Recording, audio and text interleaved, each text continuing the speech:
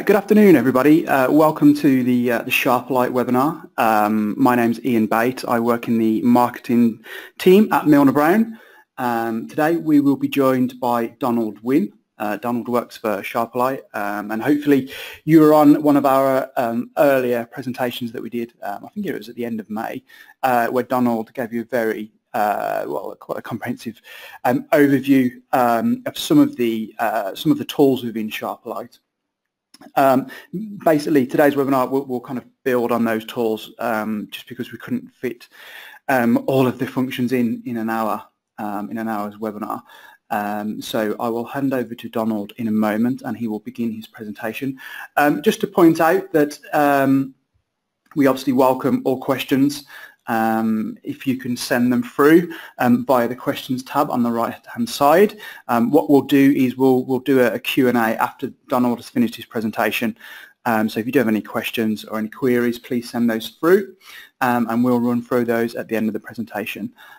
We are recording today's session, so if you would like to view the recording again, the recording will be added onto our blog on our website, which is milnerbrowne.com.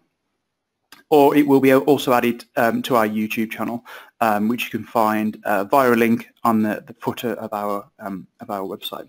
Okay, so Donald, are you there? Can you hear me okay?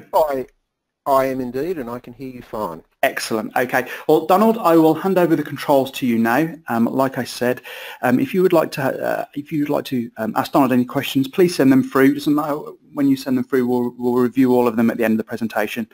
Donald, I'll speak to you in a few moments' time then. Okay. Thank you very much. Okay. Well, welcome everybody. Thank you for your time to sit down and enjoy some of the goodness of Sharperlight, or a bit of a discussion. I've got a couple of key things that I'd like to cover today. So if you sat through the presentation previously, where I kind of did an introduction on Sharperlight, showed some of the basic concepts and showed the integration into Excel, that's kind of the starting point, the grassroots of the product. What I'm doing is showing that next level, showing, okay, well, we've got a query tool, we can develop reports in Excel, but what else does the Sharperlight solution actually provide to a user audience?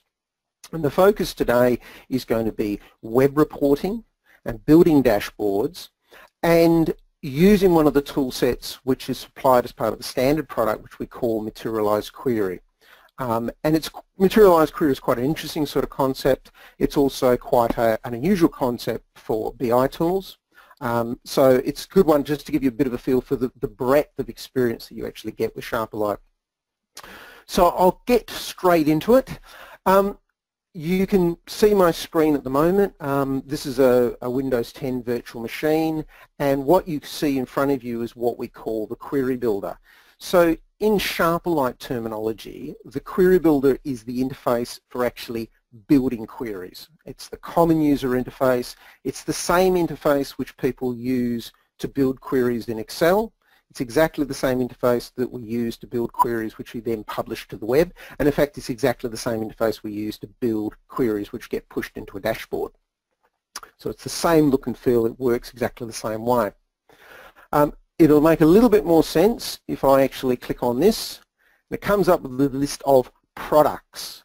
Now, as you can see there is a couple of sample products. So Sharperlight's supplied with a couple of sample databases, and also SAP Business One. Now, by selecting that, if you think of it, by selecting a product, it's a connector to SAP Business One. So it allows you to connect to your database, whether it be SQL or HANA, and the underlying mechanism for Sharperlight, it has a pre-built data structure that can interact and interrogate the Business One database. So that data structure, that is represented based on this little folder structure. So in here, the main reporting elements that you find in Business One are available. So for example, if I wanted to report out of my GL transactions, I could select that. And what you can then see is the selection list here on the left-hand side at the bottom. This has changed. It's now populated. And I've also got a couple of filters up the top here. And if I click on these, it gives me a list of account numbers. I can change the company. So let's say, for example, I go to the UK company. I click on the account numbers, and the account list is the standard demo database for the UK. So based on the company I select, the data structure and the lookups will adapt because they're effectively re-querying the data. Now, as a very, very simple sort of example, if you haven't seen Sharperlight before, it's probably worth just doing a very simple sort of query. So if I was to just drag out one of these items from the selection list, and let's say, for example, maybe just amount, we'll keep it really, really simple. In fact, what I will do is output the account name. Now, if I just run a query here, and there we go, so I've got period, so it's actually going to the current period. Well, I've got a demo database, so I don't have any data in there. So what this has just done is generated a live query which has gone away and queried that underlying database. And if you've looked at the YouTube video or looked at the blog, the Milner blog with the recording of the previous presentation, you would have seen that we're following exactly the same path. We could build a query, and this query could then be hosted in Excel as a formula, and as a refreshable sort of formula. And the concept holds true irrespective of whether you're actually doing it over financials or whether you're actually doing it over the supply chain. So for example, I'm doing a sales invoice. It's displaying a selection list, so obviously it's showing the fields that are relevant to a sales invoice. It's got what we call mandatory filters up the top, so they've appeared as soon as I've clicked on it. In this case here, I'm going to build a little report which I want to deploy to the web. Now, I've got an older database or a demo database, so I'm going to manually type in a date range. And with these lookups, you don't have to be able to, you don't need to type it in. You can use the lookups that come with the product. Oops, if I can type. So I could have just as easily clicked here and used the spinner. But I recognise that you do have people that like the point and click process. They also like the ability to just overkey and type in the information that they actually want. So in this case here, I'm going to build a very simple little query, and I'm going to reuse it in a number of different sorts of ways, really to illustrate that you can build something quite simple, but it can still be very powerful. So in this case here, I'm only interested in invoices related to items. So my document type will be I, and I'm interested in an item code, a description, and let's say, for example, my line total. Okay, and if I just do a little query, okay, so I've got a list of items which have been invoiced for that date range. Now, to keep the report quite concise, I'm going to turn it into the top 10 rows. So I can actually go in here and say, I don't want all the records, I just want the top 10. So it's bringing back just 10 records, but I actually want it sorted based on the value, the line total. So I'll actually go in here and I'll actually sort based on the line total. And I'll sort the highest to lowest. So I've now created a very simple little query. It's nothing too magical, where I'm just pulling out my sales invoice details by item and by line total, and I'm grabbing the top 10 records and basically ignoring the rest of it for the moment. Now, as I said before, I could take this query and I could push it into Excel, but what I want to do here is I want to take this query and basically put it into the web and make it available to a large audience of people. So in this case here, from within the query builder, you can actually take this and publish it to the web using a Sharperlight component we call Publisher. So I open up Publisher from within the query, and if I say New, it actually takes that published query and actually puts it straight in, or takes the query and puts it straight into this published query. Now I'm going to give it a code and a little brief description. just so I can separate it from the other ones that I've done. Sales, in fact I'll do top 10 sales. I'll give a little description here. Top 10 sales. And for the moment, let's say that's all I'm going to do. I'm going to be able to come back and actually change this and probably enhance it. But I'll go to my web page. Okay, so I guess the big thing to understand is though Sharperlight has an Excel add-in, it is all driven based on a web service. So the Excel add-in talks to our web service and queries our web service and extracts information and brings it into Excel. But you can directly interact with our web service, and in this case here I'm actually looking at the index page of our web service. So I've just created that report, and if I click on my little list of reports here, and in fact I've already been having a look at some reports, so I'm just going to click on this and refresh it. So I'll go back and I'll just do submit. So if you think of it, imagine this is like a main internal menu page. And I'll show you other ways that you can interact with the reports a little bit later. But that report that I created, that top 10 sales, is this report here in the web. So as soon as I actually put it into Publisher, it's available through the web. And if I click on it, it actually runs it as a web report. Now at the moment it looks a little bit ugly because it's got all these filters, but if I actually accept the filters, I submit the filters, I actually get a rendering of that report in the web. Now this is all HTML4, so this will work on pretty much any web browser in existence. It'll work on an iPhone, it'll work on a tablet. Now as you can imagine, when we went into Publisher there was a lot of tabs and there was a lot of settings in there, and you can actually use the settings in Publisher to beautify the look and feel of this query. So let's say for example there's too many filters for me, it's a bit cluttered. What I would like to do is go through and hide some of the filters. So I'm just going to go through and actually hide them. And maybe I'll just hide that one as well. Okay, and what I would like to do is I would just like to stack my filters. So rather than snaking along the page, I would actually like them to sit one on top of each other. So if I just refresh this page, you can now see that those other filters have now disappeared, so I've got rid of a bit of the clutter. I've still got my company filter and I've got my document date, and it's still exactly the same report, so I haven't changed the report in any way, shape or form. It's just I've changed the way the filtering works. Now the filtering in the web is still reminiscent to the filtering that you had in the query builder. So selecting a company, I still get a company lookup, so a list of companies.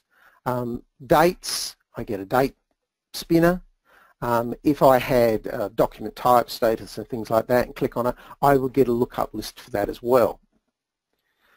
So the idea of the web interface for Sharperlight, as we like to call it, the web channel, the web channel provides a mechanism that you can build a query, you can publish it to the web, and then it can be consumed by a large audience. Now, through this web interface, you can access it if you've got security rights. So normally with Sharperlight, we actually implement it with Windows Authenticated Security. So it seamlessly works on your domain, normally with an Active Directory group, so that if you're in the group, you can actually go straight to the web address and actually run a report. If you're not within an appropriate group that has rights, it'll just come up with access denied. So it's very seamless in building reports and deploying them and making them available to a large user audience. And through the web interface, you can actually deliver content to a much larger audience than what you could logically do within Excel. So rather than sending around large Excel workbooks, you can actually send around snippets of information through the web, but it's refreshable. and they, the user audience, has control in refiltering the data. So they can change the filters, and when the report is resubmitted, you're actually refreshing that query. So you're seeing the live information as it actually happens. Now in the web, you've got a number of different visualization tools. So as part of the standard product, you can actually chart your tables or your queries. So a charting engine is actually built into the native product. And that's standard out-of-the-box sort of functionality.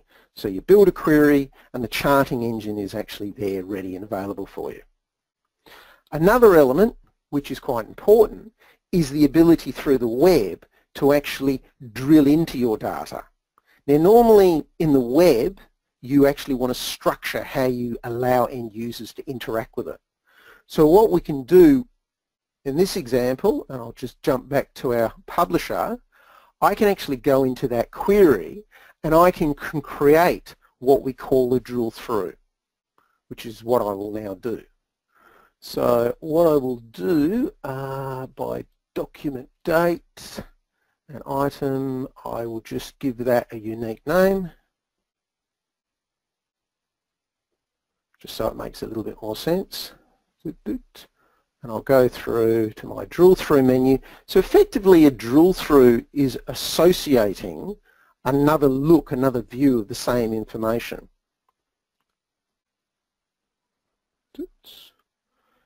And I can go into the designer for the drill through.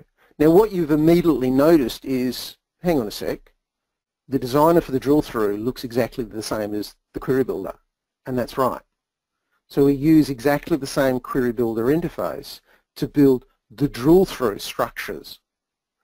So in building these, the concept of learning how the query builder works, you can leverage that skill when you start playing around with drill through, because it's really just an extension of the standard design process of building a query.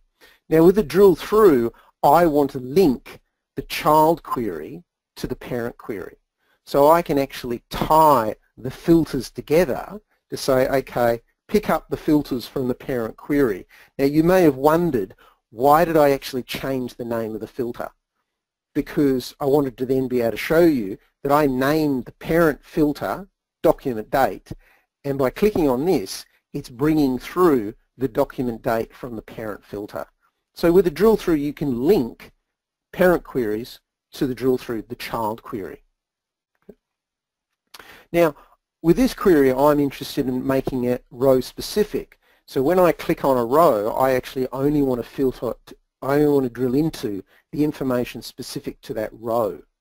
So I can actually pick up the row details, the item code on the row. So when I drill on it, it goes specifically to that row. Now, at this point, let me just output a couple of fields. So item's not going to be particularly interesting, but I think customer code and customer name, description, maybe, but I thought maybe the line tax and the gross profit, I thought that might be interesting. In fact, the description would be the same, so I'll leave it as that. Okay, so I say okay to that. I close that. Just do my little check here. Now through the preview pane, so when I build a query I can test it and preview it. I can also see my drill throughs as they're being built. If I click on this, now if I've built my drill through correctly, I should actually end up with the same total that I started on the row, because I said I'm only interested on that specific row, which is exactly what I've got here, exactly the same amount. Now that little bit of effort that we've just put in there, we reap a lot of benefit in the web. So I've applied that change. If I now go back to my web browser and I just refresh this, so even though it's a chart, the drill through carries through into the web. And I can still drill into the same sort of slice of it. Same with this report, the table. If I then refresh this, So it picks up the change. There's my drill through, and I click on that, and I drill into the table. Now I don't have to drill into a table, so I could actually drill from a table into a chart, or I can drill from a chart into another chart. So that's part of the configuration of the drill through, and there's a setting in there.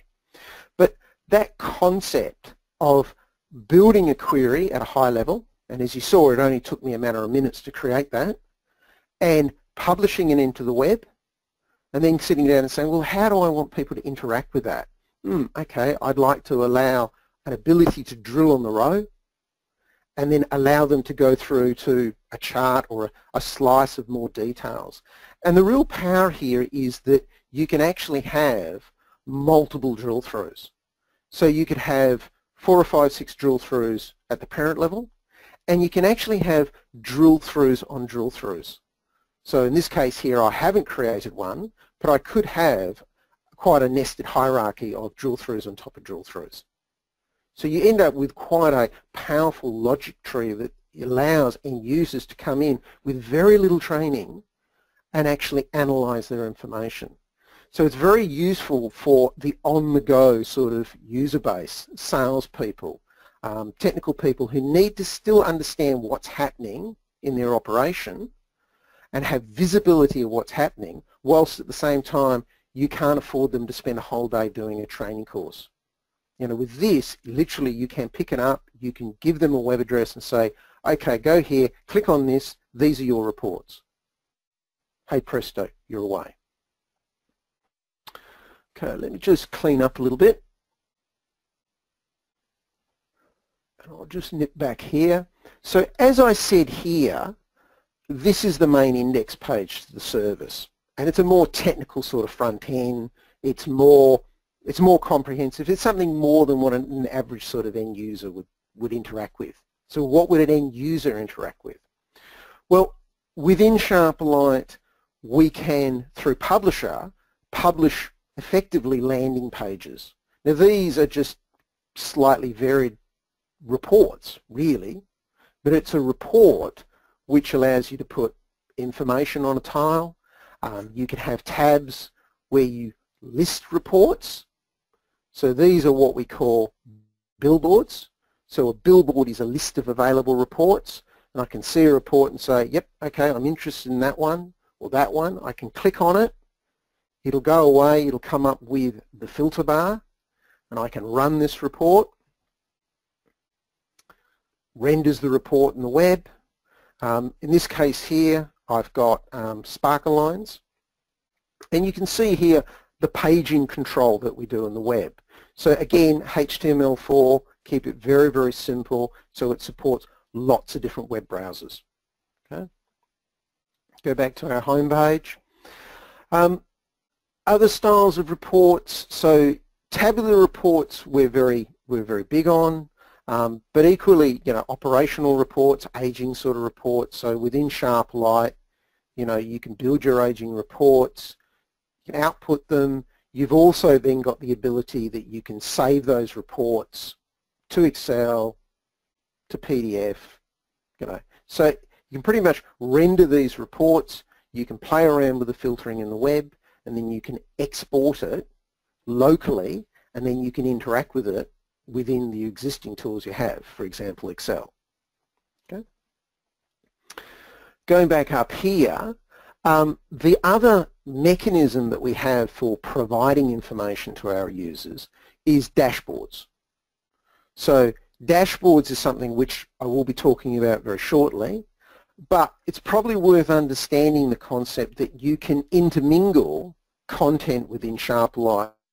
So you can have dashboards and you can have reports all hanging off effectively a custom homepage together, bringing it all together. Now, one of the things that's probably worth understanding is that with Sharperlight we don't sell portals. We're not in the business of building portals and selling them. So where we optimize the product and our focus is providing mechanisms so that teams and organizational groups can get access to information. And the way we do it is with home pages like this, but the key difference with us is every bit of web content that we provide has a unique web address. Now, why is that important? It's important because you can open those reports or dashboards directly in the web. You don't have to go to a home page. You don't have to go to a portal. You don't have to be authenticated by a portal. With this, you can go directly to that address. It will authenticate who you are, and then you can run the report. So quite often with our customers, they'll put reports in the web, but they may send out an email at the end of the month and say, oh, you know, the quarterly figures are in.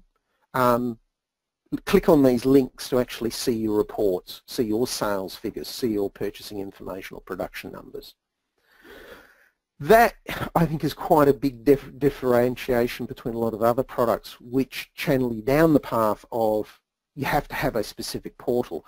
We quite happily integrate into other web interfaces. So you can take our web addresses, our links to reports, and you can embed them in SharePoint and pretty much any other web address which accepts a URL. So in that respect, you know, we really do try to play friendly with a lot of other products. And our experience from our customers, they integrate it with a lot of other systems purely because it's a very simple way of integrating.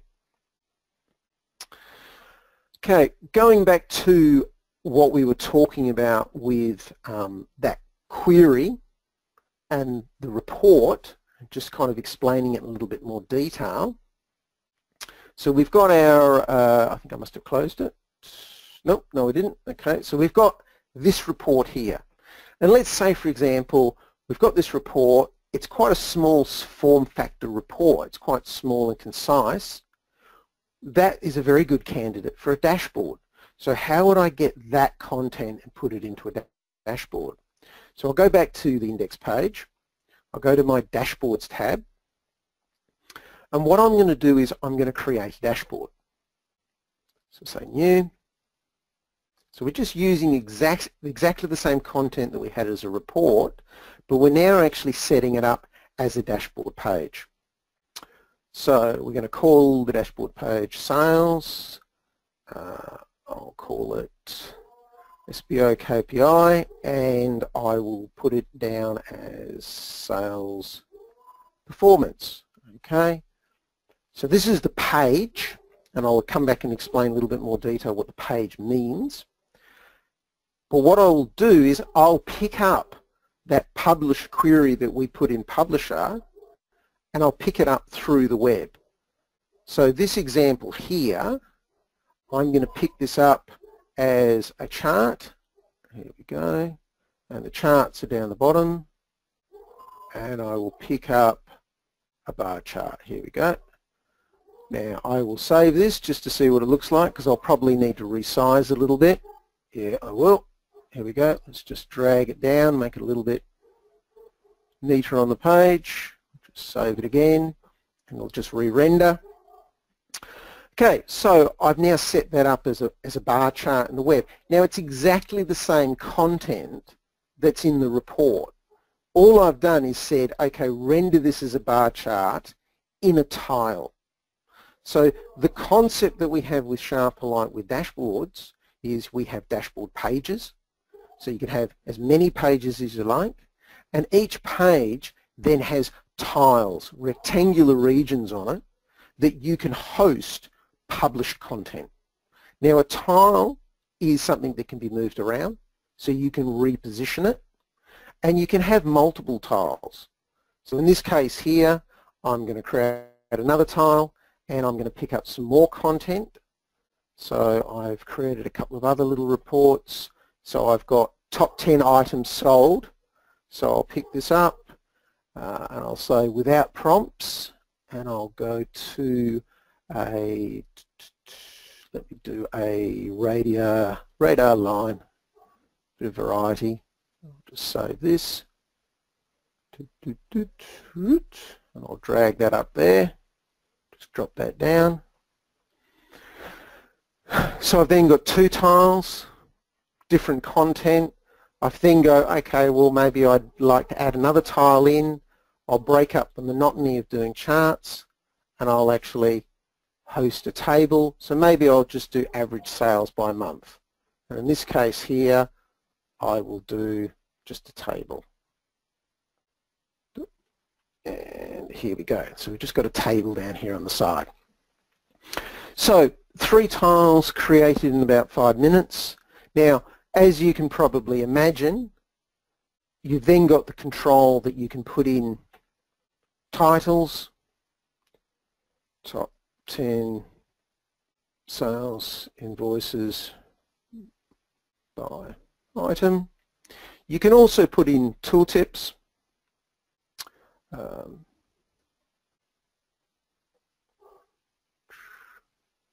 if I just hover the cursor over that, tooltip comes up, it refreshes. So if you refresh this page, it will refresh those 3 tiles. Now, tiles are quite interesting in their own right because you can actually expand them. So a tile can take up the whole region if you want. So if you've got something which is being a bit squeezed for space and you actually want to get a bit more detail into it, you can actually expand it. Equally, you can take a tile and you can jump out into another tab. So in this case here, if I want to see that tile in a tab in its own right, you can jump out to that tile. And tiles have a concept where you can actually have a content view and you can also have an expanded view. So in this case here, I may have a tile. I'll grab something else. I don't have to pick the same thing. I can grab a different one. Let's say I do this. Save this. So at the high level, it's a chart, but the expanded view could conceivably be a different report. In this case, it's high level sales by year in different periods. But I could do a slightly different variation of the sales invoice by item, but with more details in it if I wanted to. But the concept's there that you can actually see an expanded view of the information.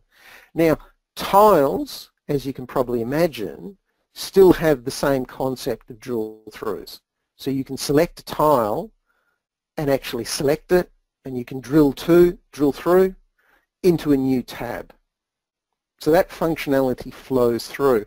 And that's why showing you the concept of drill through is actually quite important, because you can build a query quite simple, but you can have quite powerful drill throughs that allow you this level of analysis in the web. And if you think about it, a web-based audience with minimum sort of training can actually do this sort of analysis, because it's very much click on this, yes, I want to analyze that, click on that, and it just opens up that slice. So it's built, it's structured, it's defining the windows that you want to allow to your audience, your user audience, your end user or customer or employee. Okay, so with these dashboards, you've got control on colors and things like that. You've also got a lot more control on what goes in tiles. So I've just taken content that comes from the web service, but you can actually embed your own HTML content. So you can actually put redirections to other websites, or you can take content and embed it in your tiles if you wanted to. Now, what does that actually mean? If I just cancel out of this, and I'll pick one of these, I'll just run a different report. So this is a slightly different version of a home page, but the landing page has a tile, it has date, so it's picking up the date and time from a web service, and it has weather information on there as well. Okay, and if you're wondering why it says Perth, Western Australia, that's because that's where I am. But the concept still flows through, so it's allowing people to see pages of information, and it's then just a case of how you shuffle those pages of information together as pages and tiles. So this example here, unlike the previous one, has got a menu structure down the side, so a tree, so just give you a bit of a feel for the different ways you can actually set this up. This is something that somebody with a very small amount of training can actually set up themselves.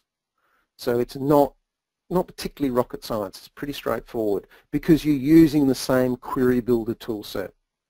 So I'll just toggle through a couple of different tiles to give you an idea of the sort of things you can do with dashboards. So gauges, meters and things like that, traffic lights, you know, fairly common sort of things for dashboarding, but, you know, worthwhile being aware that you can do that. What we quite often do with the dashboarding is high-level metrics. So a tile which is just a large font with a big number with an indicator that says, is it going up, is it going down? So, you know, we do a lot of work around dashboarding. In fact, a lot of people buy Sharperlight as a dashboarding tool. And, you know, so we see the different ways that people actually build dashboards, and, you know, high-level KPIs like this do work very, very well. Anyway, and if you want a little bit more space, you can actually close the tree and you've actually got a slightly bigger view of the information here. Right, okay, I'm just looking at time, so I don't want to run out of time. So the concept of building a query, putting it into Publisher, and then taking that query which has been published to a web service and consumed as a web report or consumed in a dashboard, you know, it's a very sort of powerful sort of tool. The key thing to understand is that there's a lot of breadth of functionality in Publisher, but most of the settings in Publisher are clicking things on and off. So it's not a technical tool. It's a tool designed for an end user audience. So things like, how many lines do you want on a web page? Do you want it to be refreshed on a regular basis? So number of seconds. Do I want a header and things like that, and colors. So there's no scripting involved. It's really just a case of going in here and saying, I want to change the look of the table, going to the table tab, and just ticking a few things off. And security. So you can control at a report level who gets access to individual reports. There's a lot of security in the Sharperlight engine, so you can control who gets access to the web service and who gets access to the data model. But in this case here, the focus is purely on the report. Okay, so just moving right along. So the bit that I wanted to talk about after dashboarding was materialized query. So materialized queries is an unusual sort of product as part of a BI solution and bundle. And the easiest way to illustrate it and get an understanding is we actually build a materialized query. So what I'm going to do is I'm just going to go back to my financials, pick GL transactions. I want all periods, and I'm going to output account code, maybe account name, and amount, and period. And I'll just change the descriptions on these. So I'll just call it account number, just so you can see it's a bit different. Period. Call it account name. Okay, I'll just chuck that at the top. Okay, so I've got a query here, and it's summarizing account balances by period, account number, and it's got the account name in it. Okay, so what does a materialized query do? A materialized query will take that query, and as the name kind of suggests, it'll turn it into a physical table. Now, why would you want to turn that into a physical table? Because you can then query it using the standard Sharperlight front end. So the best way to actually describe it is this is effectively a data mart builder, a data mart wizard. So you can actually build data marts very easily as part of the standard product. And the big difference here is instead of actually having to go through the pain and grief of an ETL tool, so a tool that extracts, transforms and loads the data somewhere, this is all driven based on a query.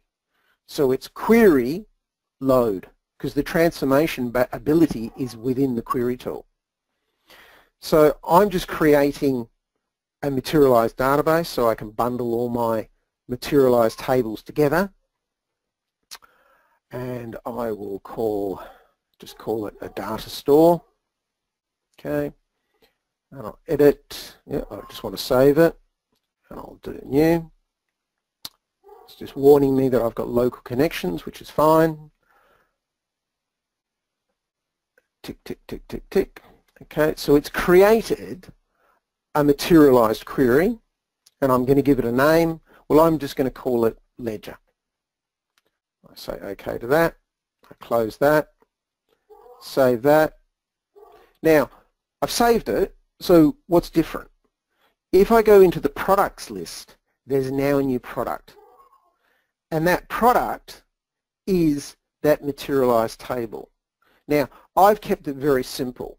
So I've only got a few fields in there, but there's no limitation on the number of fields that you actually put in a materialized table. So the sort of things that you can actually do here is you can build a materialized table with calculated fields. You can actually build it at a summarized level.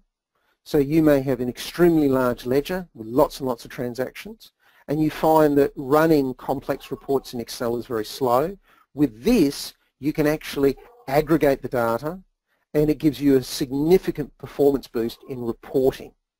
So this is a good way of actually speeding up reporting over a very, very large database. Now, it's not for, a small little system, not for a, maybe 20 or 30 million records. You probably wouldn't need to do this, but it's nice to know it's part of the standard product, and I think that's the key sort of thing. There's the potential here. When you need it, it's there, and it's part of the standard core product. You don't pay any extra, it's just there.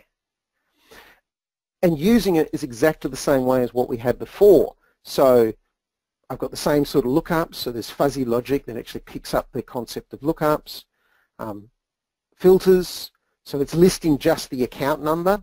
So if I go in there and pick a range of accounts, and I just output a few details, preview that. So it's running a query using exactly the same interface as what you saw before. I could take this query and put it into Publisher and publish it to the web and put it into a dashboard if I wanted to. So it's exactly the same mechanism, but I'm now using it as a snapshot of data. And snapshot's actually quite a good way of describing it, because we do have customers that the reason why they use materialized query is not necessarily for the performance benefit. They're actually snapshotting the data the way so they have a stake in the ground. They have a fixed data set that they know will not change for a week. So they do all their end-of-month reporting based on that snapshot so that they don't have the situation that they might have accidentally post a journal or something like that. So it's quite an interesting sort of concept of taking that data and basically locking it away, but still being able to refresh it. Now you can still go in and refresh it whenever you want. So I still go back in here and I can individually refresh tables, or I can actually refresh a load of tables.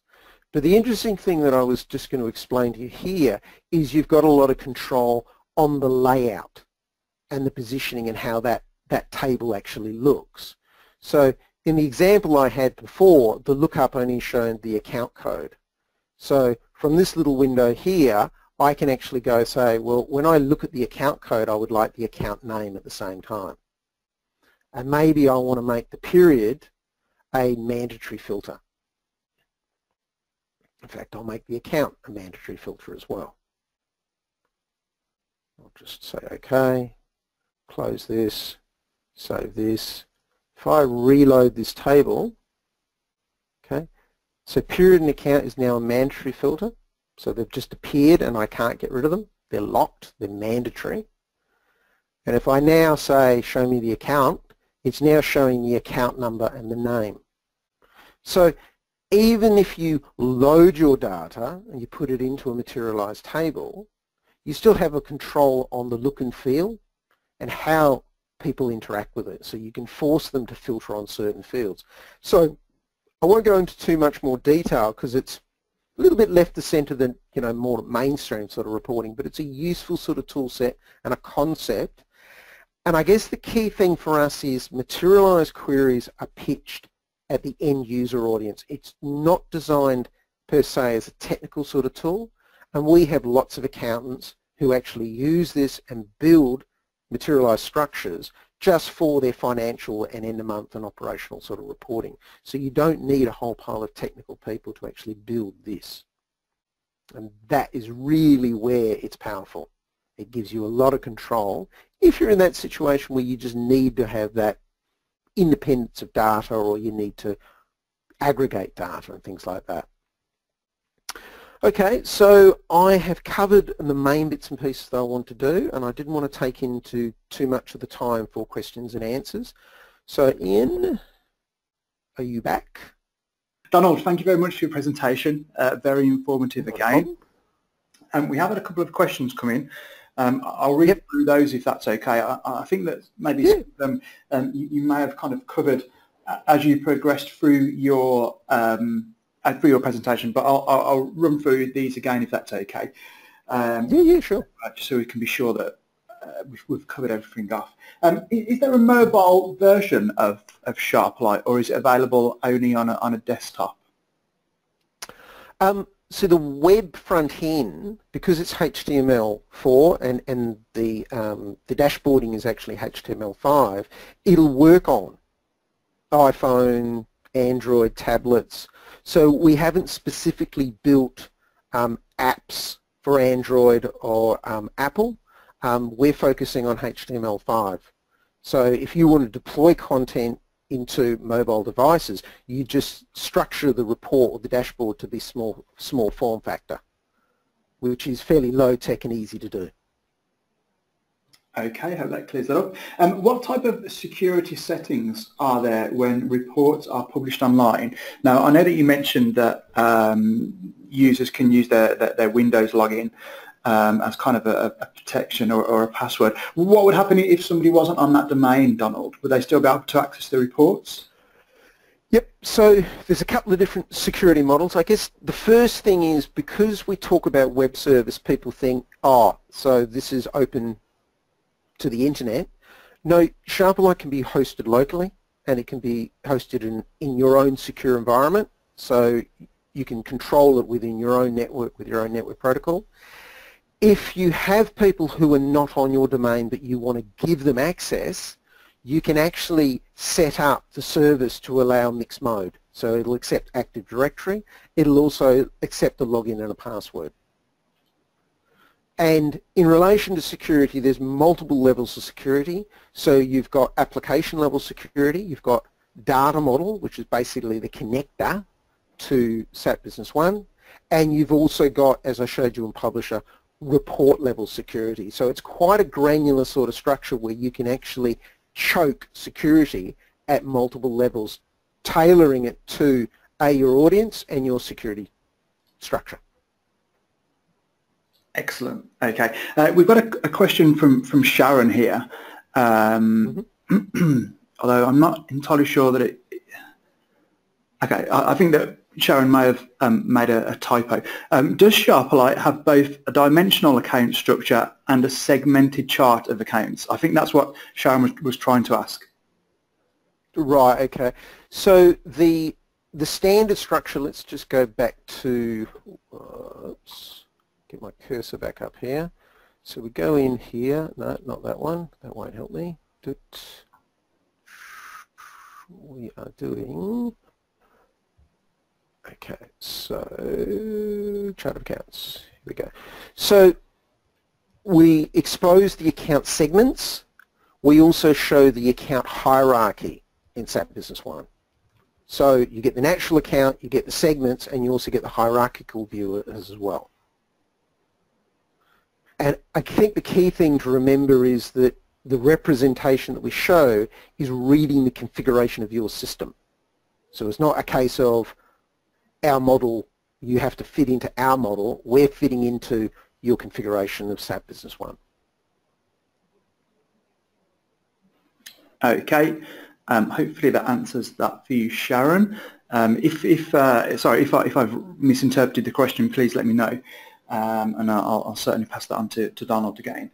Okay, another question here. Is there an expiry on the reports held in the web browser? I guess that means how long does the data kind of stay in the web browsers for? I know that you mentioned that some people use it for a week as kind of like a yardstick. If somebody was given a URL to access a report, how long would that stay there for? Is it just a case of until it's updated by the individual who posted it? Interesting question. And if I go back to our example before, there's actually two quite distinct answers, which is the fun part about that. As part of the security, you can actually set an expiry date on a report. So you can deploy a report and say, okay, this is only valid until the end of the month. Okay, and once it goes past its expiry date, you can't run the report. So that kind of covers the idea that the data actually expires. The flip side of that, and the other way you could interpret that, is when you run a report in the web, you take up a license for the moment that you actually run that report. About 5 minutes later, you release the license, and that report, which has been sitting there for the last probably 15 minutes or probably 20 minutes, A, I'm not using a license, but B, it could sit there infinitum, because it's just a locally cached web page. So it's kind of a double answer that, okay, you can lock out a report and say it does have a use-by date, but equally when somebody runs a report, if you want to keep that report up there for a large period of time, it can sit there. You can also set a refresh rate on the report. So you can say refresh, rerun it every 20 minutes and things like that. So hopefully I've given probably more than just the straightforward answer. Excellent. Okay. One question here about the tables. Is anybody able to edit the tables, or to have the tables or the graphs as they wish, or is it only the individual who created the report that can decide what table is shown on the web reports? Yeah, no, the web interface is very much read-only, and we don't really allow a lot of changing and variation in the web. We kind of come from the focus that it was authored a specific way. You can change, so it's a pie chart and I want it as a line chart and things like that, but we don't allow control down to I want to hide the legend and things like that, because we kind of see that the author of the report deployed it a specific way. That is the way they want people to consume it. Excellent. Okay. And the other reason is we're trying to make it very, very simple for a large audience. So if you provide lots of richness in the web front end, you also have to provide your end user audience with a fair amount of training, which kind of is counterproductive. Excellent. Okay. Another question here. Can you export the web reports into Excel or a PDF, for example? Yes. Yeah. So that's standard. So Excel and PDF. And you can actually, with the Excel and the PDF, you can control the look and feel of the report. So what you actually see in the web, you can actually render it in a slightly different sort of format. Okay. So you can set up an Excel template and a PDF template, just so that, given the fact that PDF is page-based, Excel being grid-based, you want to have a slightly different look or feel. Excellent. Okay. Another question from Sharon. Donald, can we add Excel files to Sharperlight to read, or will it only pull data from SAP? No, you can put Sharperlight over top of an Excel workbook. If I go back to where I was here before, it's one of those ones that we've had so many people who've actually asked us about that we've actually built it into the standard product. So you can actually use the query builder over the top of an Excel workbook. And then what it does, you give it the name of the Excel workbook, it'll read in the structure of that Excel workbook and treat a sheet or a range as a data table, which you can then report. Now, normally we don't really recommend it purely because of the limitations of what you can do with Excel, but it's quite a useful one if somebody wants to store metrics into Excel and they may want to publish it to the web, or they want to have an Excel workbook and they want to report that information back into another Excel workbook.